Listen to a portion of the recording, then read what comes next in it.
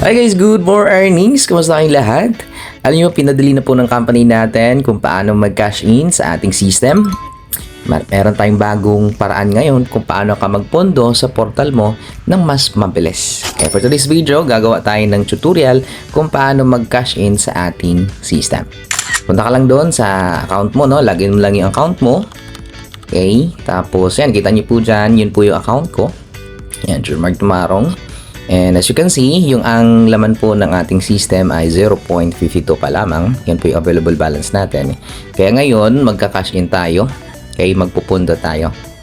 Okay, so actually, gagamitin natin yung tinatawag na QR PH or QR code. So magpupundo tayo gamit yung QR code.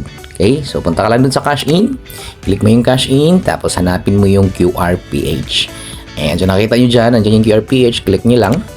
Okay, para mag-generate tayo ng code. So, fill out nyo lang yung ating, fill out mo lang yan, okay?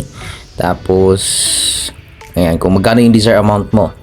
So, sa case natin, i-fund natin, kasi actually this is booking of ticket, no?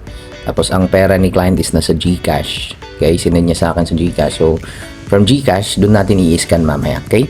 So, ilagay mo lang yung desired amount. Tapos, kung magkano yung, and yung transaction password mo. Ayan. So, 24,500. Tapos, transaction password. Tapos, click submit lang. And, mag-generate na yan siya ng QR code. So, mag-redirect yan siya doon sa DragonPay kasi yung gateway natin is DragonPay. So, nakita nyo dyan, nandyan na yung QR code. And, download nyo lang. Okay? Or screenshot nyo lang siya. So, nakikita nyo dyan, 24,535. So, ibig sabihin, may charge po siya na 35 pesos. Okay? And, so, punta ka lang doon sa GCash mo. Lagin mo yung GCash mo kasi doon tayo mag-i-scan. Pero if ever na ang gamit mo ay online banking, pwede rin naman bank. Punta ka lang doon sa QR. So, sa case natin, GCash ang gagamitin natin. So, nakita nyo dyan, meron 25,000 na laman yung ating GCash.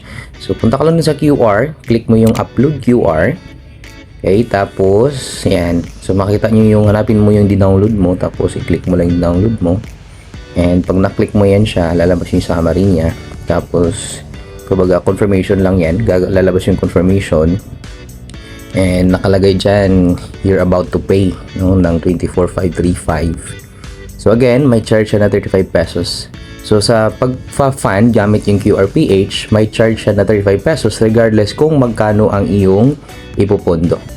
Okay, so sa atin 24,500. So, may total na bayaran na is 24,535. Okay? Ayan. So, balik ka lang doon, no, sa DragonPay and i-refresh mo lang yan siya para lalabas yung tracking number o reference number.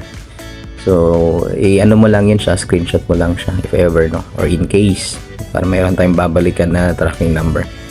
Ayan, pero yan, pwede ka na dumiretso doon sa ayan, dumiretso dyan, balik ka na doon sa application mo, tapos lagyan mo na siya. Tapos, i-refresh mo lang. Yan, nakita nyo wala pa, no? Pero pag i-refresh mo, yan. So, pumasok na yung 24,500. So, ganun kadali. Kumbaga, real-time po yan siya na pumapasok. Okay? So, that's it. Ganun po kabilis, no? Mag-fund request gamit yung ating QR code.